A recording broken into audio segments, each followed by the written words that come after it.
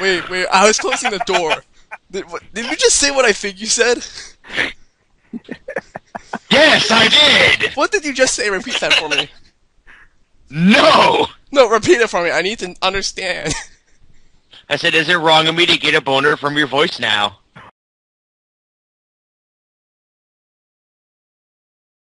Because I got one for you to read. Oh, sure, link it. Oh, hold on a sec. Let me get it. So I'm doing this all in one file, then I'm going to cut it up into parts to send to my channel. Of course, it has links to everyone else's YouTube. Death Pony.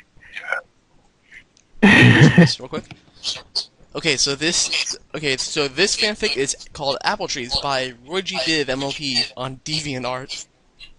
Oh god, a DeviantArt. Hey, Dash.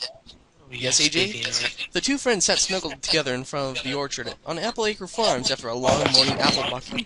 What? Applejack smiled peacefully, resting her head against Dash's teal flank as she sighed wistfully. I reckon I'm right glad that these here apple trees done grew and became a right fruitful and apple-licious apple orchard. Rainbow Dash smirked, trying to keep her aloof and cool nature, despite the fact that her wings were starting to rise in the air slowly. I know, AJ. Imagine we can make apple juice, apple sauce, traditional apple pie, apple cobbler. The orange pony nodded softly, closing her eyes to the light flash rose in her muzzle's freckled cheeks. Oh dear God!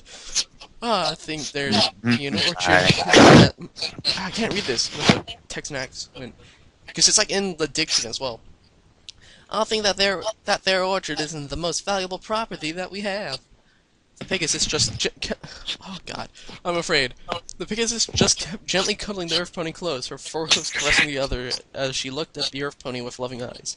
I agree. I think we should go to Ponyville Bank and get a loan. Actually, I think we should get an apple orchard insurance. And they get a loan with the orchard and the collateral since they are now insured.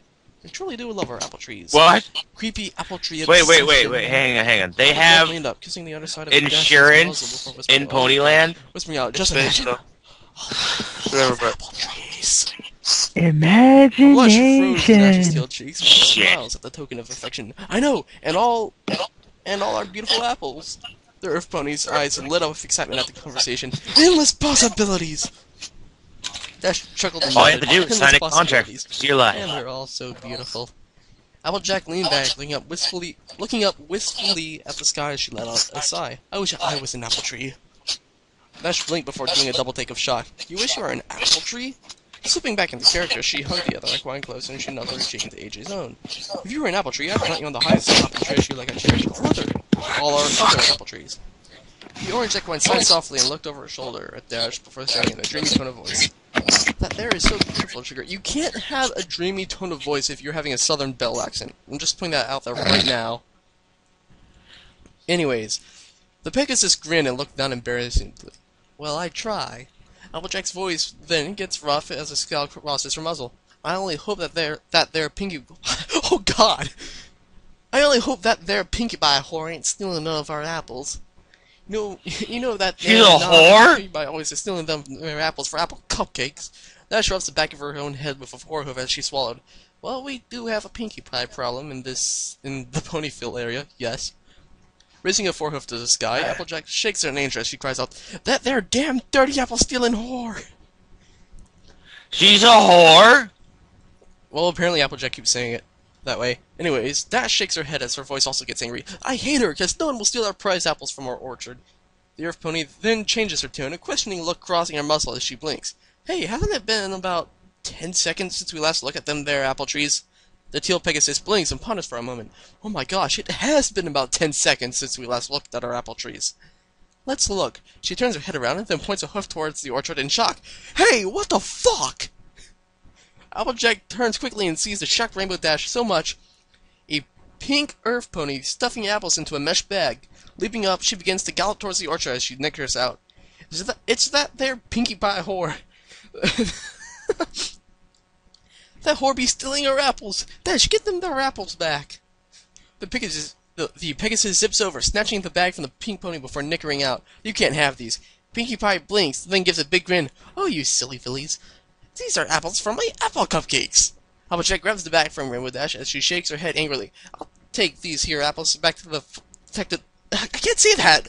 Back to Tug. That's screaming out. Back to the barn. Whatever.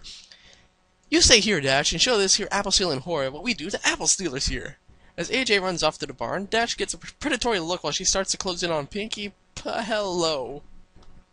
Sweat beating on her brow as she licked her lips in a perverted manner. Bueno. She apparently knows Spanish. Meanwhile, behind a movie camera, Twilight Sparkle looked towards Rarity, who is sitting in a director's chair, complete with beret and monocle. Rarity? Who did you say you get this movie script from again? Rarity lets out a high-pitched laugh, then waves a hoof at Twilight. Oh, Fluttershy found a movie script by Rose Palapoloni. Sorry. Now, zoom in on the scene. Applejack will be back soon with a special harness for her and her dear Rainbow Dash. Oh, God. As rather adult sounds begin to be heard from the orchard, Twilight swallowed nervously. Are you sure you need us to make this movie? Rarity nodded as she looked about. But of course! Applejack needs our help to raise the money for the new apple orchard tax. How else will she get the bits? Shaking her head, Rarity hissed softly. Now cheer up. You need to get ready for your scene in the spa helping the princess, my dear Twilight. A blush rose in the purple unicorn's cheeks as she turned back to filming the scene. I just hope her movie scripts have better endings than her books. Okay, moving on. Dear God, how long is this? Anyways, in the royal bedroom of Celestia, the regal princess sat filling out some royal degrees when a timid knock is heard outside her door. Turning, the princess smiles wide and calmly nickers out. Enter! A shy yellow Pegasus with an impossibly long pink mane slowly shuffles into the bedroom as she swallows nervously.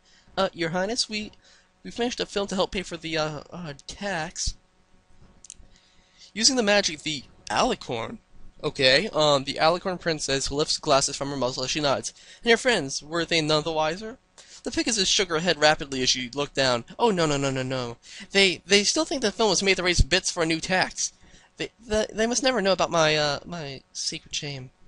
As a blush as pink as her mane rises on Fluttershy's cheeks, the princess feels her heart skip a beat. Oh, yes, your nom de plume as Rose Papilloni. Well, I shall keep my word and not tell your friends, but we have all day to discuss that. Come closer, Miss Papilloni, or should I call you Fluttershy instead? The yellow Pegasus backed up slightly, her bottom bumping the door so close it behind her. Oh, sorry, so to close it behind her as she let out the tiny squeak of nervousness. Shaking her head, the Pegasus tries to hide her face behind her mane. I'm not worthy of this attention, my princess. Celestia trotted over to tower over the smaller Pegasus, licking her lips gently in anticipation. Anyways, but I'm such a huge fan of your novels. I was hoping we could watch your movie debut together.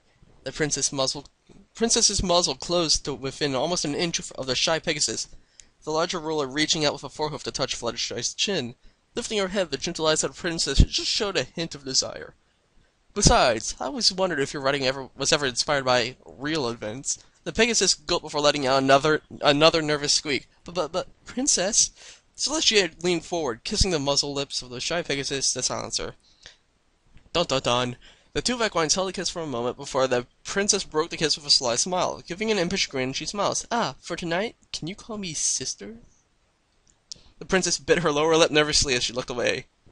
Celestia felt a gentle hoof on her shoulder. As she turned back, she saw Fluttershy's smile had taken a naughty turn of her own.